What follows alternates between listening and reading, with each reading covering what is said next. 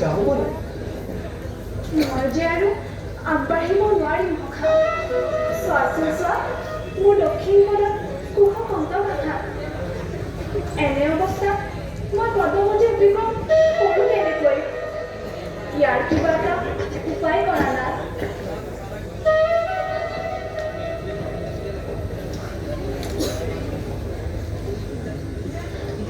বুজিছোঁ। ৰাধাই এই ৰূপৰ বিষয়ত নিজকে খুব ভাগ্যৱতী বুলি ভাবি বৰ অভিনয় কৰিছে।